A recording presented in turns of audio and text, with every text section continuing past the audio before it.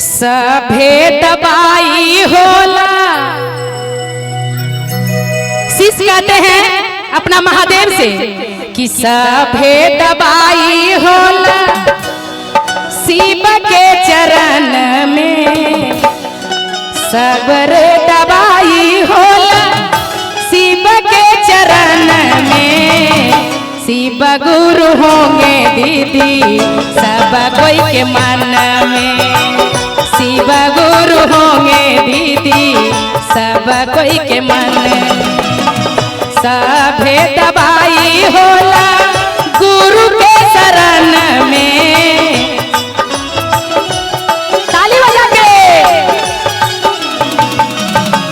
सभे दबाई होला गुरु के शरण में, शिव गुरु होंगे दीदी सब कोई के मन में, शिव गुरु होंगे दीदी सब कोई के मन में।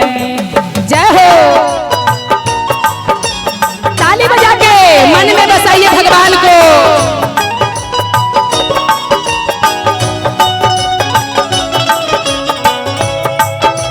क्या बात है।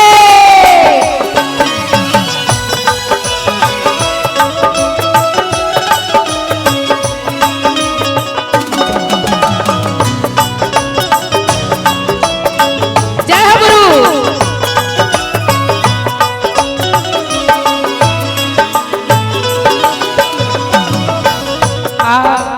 आप कहना है क्या दीदी कि जब गुरु के दया नहीं होगा दीदी तो हम लोग क्या, कितनो सुंदर तन है लेकिन ये तन कोई काम के नहीं है। जहाँ जाइएगा ना अगर शिव रहेंगे दिल में तो बेड़ा पार हो जाइएगा, अन्यथा बीच भवसागर में जाके डूबा जाइएगा।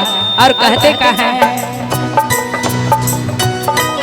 शिव के दया बिना फूल नहीं खिलेला।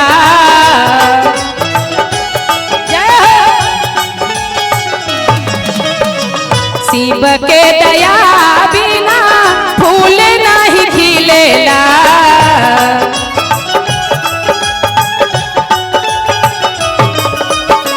शिव के बसाला दीदी अपन अपन मन में, शिव के बसाला दीदी अपन अपन मन में। जय हो। ताली बजा के माई हो।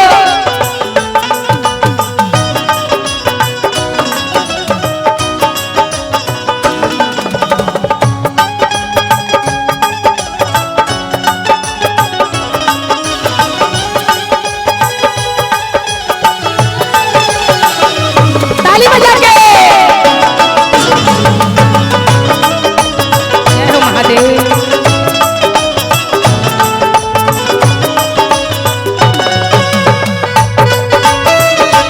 क्या बात है।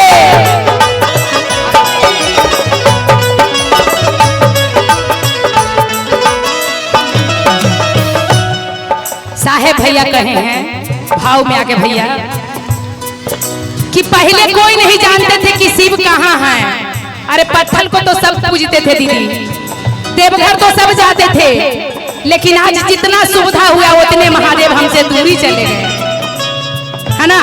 इसीलिए साहेब भैया के गुण गाइए कि धन धन होंगे साहब भैया,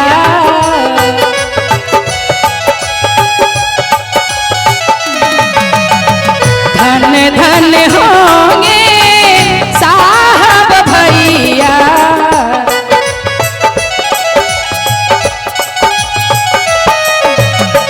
हमके बता के गए 3 गो दबैया,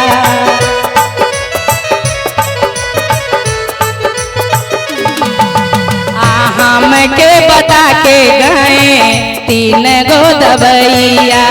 जय हो।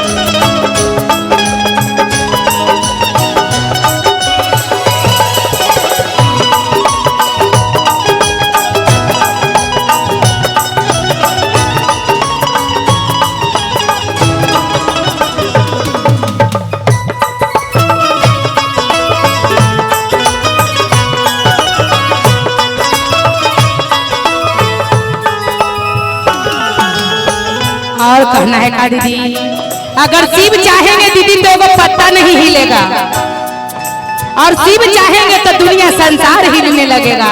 इसीलिए महादेव के मीठा मीठा ताली बजाना है, अपना दिल में बसा के कहना है का काम नहीं करी दीदी कौनो दवाइया,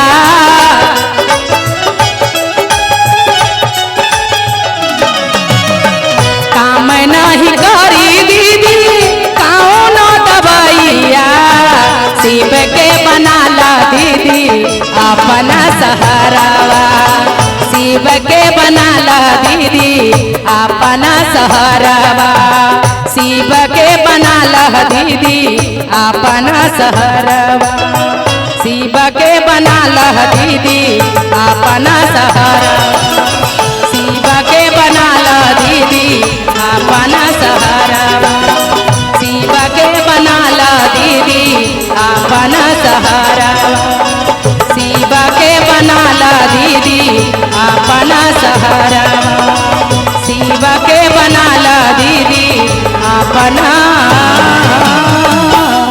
सहारावा। बोलिए साहेब भैया की, शक्ति स्वरूप लीलम दीदी की, बोले शंकर भगवान की। काहे दीदी बड़ी कम आवाज निकला, खैला पीला है ना, स्वामी से झगड़ा करके कि सास से झगड़ा करके